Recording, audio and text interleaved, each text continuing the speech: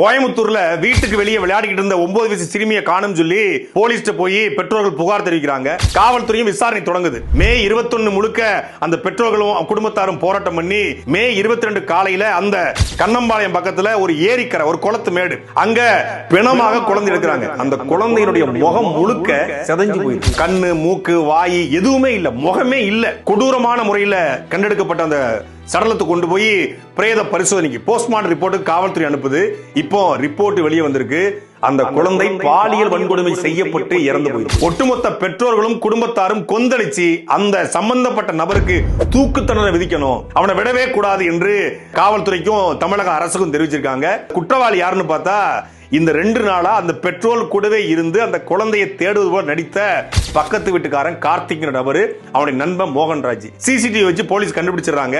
ஆனா அந்த பெண், அந்த குழந்தையினுடைய உறவினர் கேட்கிற கேள்விக்கு தமிழ்நாட்டுல யாருகிட்டயுமே பதில் இருக்க வாய்ப்பு இல்லை. அவங்க என்ன சொல்றாங்கன்னா,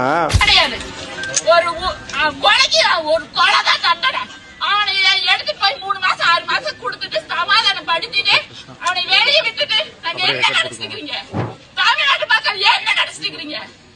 பொதுமக்கள் என்ன நினைச்சுக்கிறீங்க? பெண்கள் எல்லாரும் இறைச்சவாயிங்க கிடையாது. நாங்கள் எல்லாம் கொந்தளிச்சு போய் கிடக்குறோம். 10 மாசம் கருவுல சுமந்து பேத்தாத வழி யாருக்கு தெரியும்? யாருக்கு தெரியும்? எங்க குழந்தைங்களுக்கு ஒண்ணு நடந்துச்சுன்னா விடவே மாட்டான். அதுக்குதான் உங்களை திறமையான ஆளுன்னு சொல்லி ஆக்சன் ஹீரோன்னு நினைச்சிட்டு உங்களை கொண்டு வந்திருக்கிறோம். நாங்க நீங்க படத்தில் காமிக்கிற மாதிரி எல்லாம் இங்க காமிக்கணும். நீங்க படத்துல காமிக்கிற மாதிரி எல்லாம் இங்க காமிக்கணும். நீங்க படத்துல காமிக்கிற மாதிரி எல்லாம் நிஜத்துல காட்டணும். அதுக்கு தான் உங்களை தேர்ந்தெடுத்துக்கிறோம். நீங்க ஆக்சன் ஹீரோன்னு சொல்லித்தான் உங்களுக்கு ஓட்டு போட்டோன்னு சொல்லி தமிழக முதலமைச்சரை பார்த்து அந்த பெண்ணினுடைய இறந்து போன குழந்தையுடைய உறவினர்கள் கேட்கிறாங்க.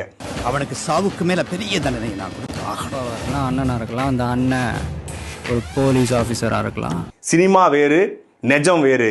சினிமால வேணா கற்பழிச்சவனை பாலத்துக்கு கீழே தொங்க விட்டு அவனை கொன்னுட்டு அவங்க அப்பாட்ட போய் இதை கொன்னது ஒரு விஜயகுமார் ஐபிஎஸ் கூட இருக்கலாம்னு சொல்லி பப்ளிகாம துவிட்டு அடிக்கலாம். ஆனா நிஜத்துல அது பண்ண முடியாது என்பது இப்ப தெரிஞ்சிருக்கும்.